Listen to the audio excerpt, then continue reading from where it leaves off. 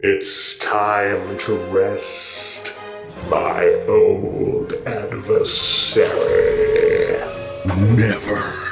You have crossed so many worlds, lost so many comrades, grown so old. The powers I am aligned with are far greater than third parties or first parties. Soon I will exist beyond the boundaries of our petty bordering dimensions. I will find independence. Never! Damn you, Toxin! I will never let your snaking schemes slip from the grasp of my heavy hands, even if I must lose myself to become the man that will stop you.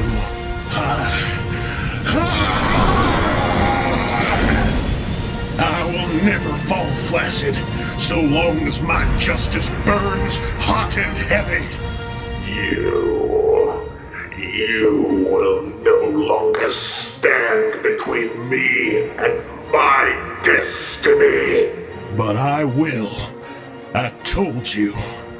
It was always between us. Oh, I ache to smash you out of existence, to drive your cursed face from my memory forever. Enough talk! Yes! Let this be our final battle! Toxin!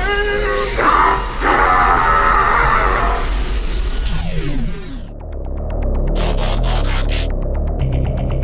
Ladies and gentlemen, this is internet personality Vangelus, and TFcon 2014 is heading back to the nostalgic yesteryear of 2012 to create its headlining exclusive toy, Masterpiece Shafter. This is a recolor of X-Transbots Crank, steel mold brother of Stax. I've never messed with either of the original toys, so this review will be as much about the mold as it will be about the shaft.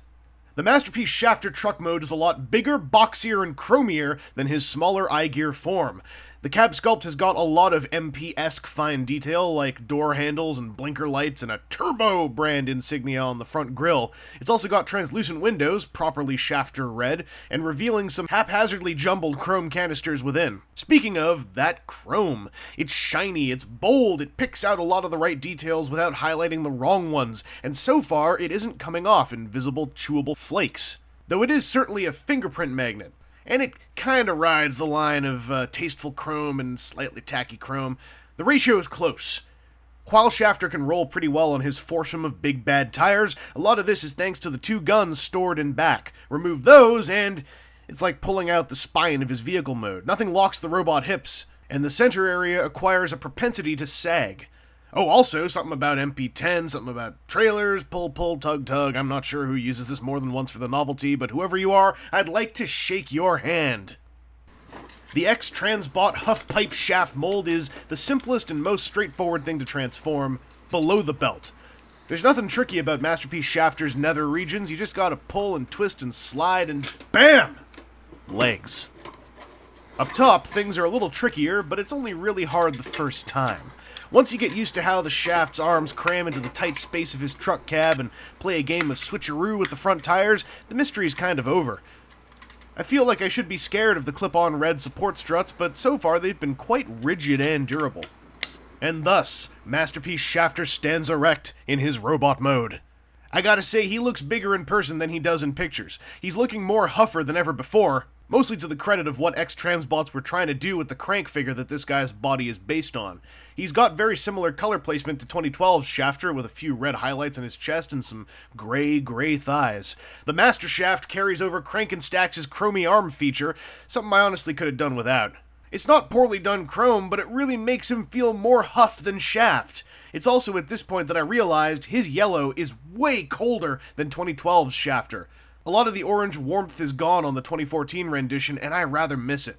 The head sculpt is blue-eyed and red-faced, staying on topic and looking bold. There's also a swiveling face mask gimmick, but it's really not up my alley. Maybe it's the smudge I got on my faceplate, maybe it's how ludicrous I find the idea of Shafter in a faceplate. I mean, why would he hide those lips? Why? The smokestacks on Shafter's backpack can disengage and attach to his induction rivet guns. I prefer going one per, as my Shafter is always packing double. The smokestacks can also live on his forearms if you so choose.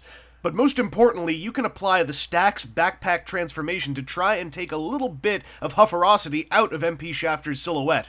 I think this does a ton for the figure, especially with the option to keep his smokestacks mounted for a bit of Shafter Prime imagery.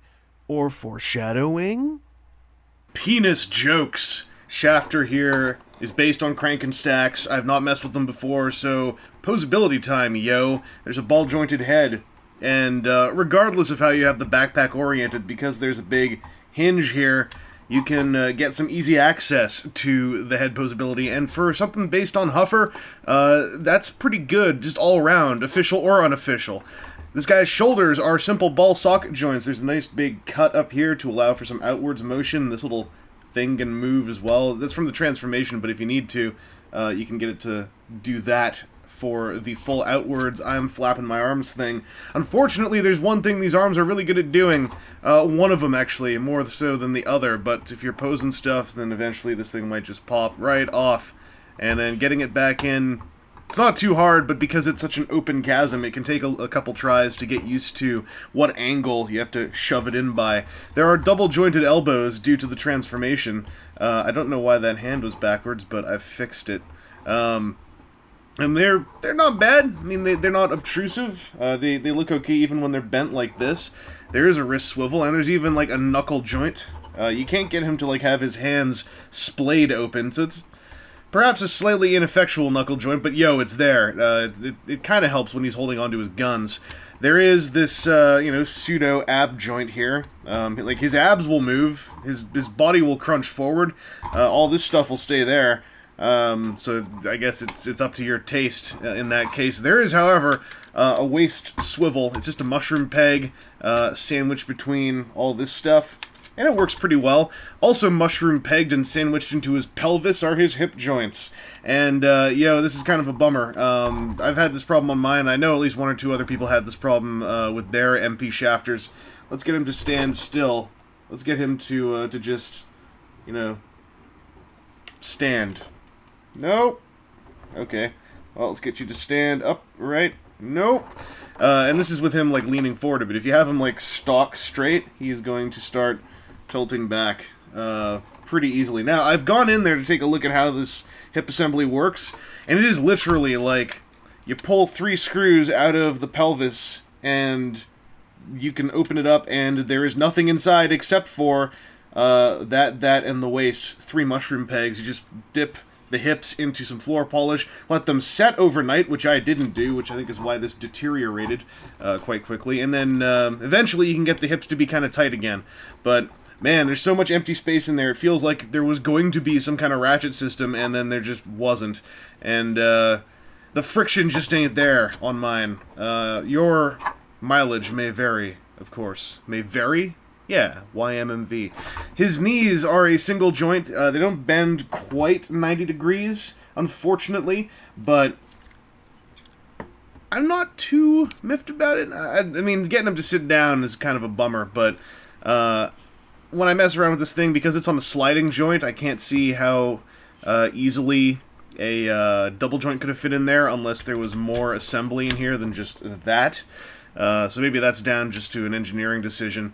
His ankles are on ball joints, but there's not a whole lot of clearance as to what they can do, and sometimes they squeak like hell. But they have a touch of range in this direction and a touch of range in this direction, so it's alright. And if you do need to get him to balance any better, the heel transformation means you do get that effect where if you have him, stepping a little bit off-kilter, you can push that down to add a little bit of a support strut. So his posability isn't bad. I really like how emotive his head can be. but the hips are a huge bummer, and I really hope that's not the norm. It's easy to fix, and I don't know if it was an issue on Crank and Stacks, but yeah, with such a backpack, either way that you transform it, loose hips ain't very good on a shafter, a huffer, a pipes, a crank, a stacks, or an axis, or a hoss. There's so many versions of this. I hope I just ended up with a bum one. Something bums, something shafts. Shafter was a runaway success for TFcon back in 2012, and with the sudden arrival of multiple Huffer-alikes in a new scale in the unofficial Transformers marketplace, I think grabbing one to enshaften is a logical course of action. And the X-Transbots mold does maintain a lot of the simple fun of the iGear Minibot. It's not top-tier build quality, but definitely on the upper end of the non-Vans Project, non-Mastermind level of unlicensed Transformers derivative products. But in the context of shafters, while this guy's fun, he's not quite as spunky as his 2012 predecessor. He feels almost too huffer in his box art and instructions configuration, now that he's based on a mold that tried to emulate a masterpiece-esque rendition of the character. Thank goodness for the Stax backpack engineering. It does a lot to warm me up to this guy, though some extra warmth in his yellow would have really sealed the deal. End of the day, the figure's a good effort, a logical release, and a solid way to get Shafter onto a masterpiece shelf, since he's conquered his slot in a Neo Classics one. Anyway, this has been Internet Personality Vangelus, and I had a pretty good time at TFcon 2014. I did some interviews, did a couple panels, recorded a couple panels, and a lot of that stuff is still going up. In the meantime, is the Legend of Shafter over? I don't know, but at TFcon Chicago, they are going to have Axis, Black Stacks. How's he going to turn out? Well, I guess we'll find out come October. And will I be at TFcon Chicago? Well, I guess we'll find out come October.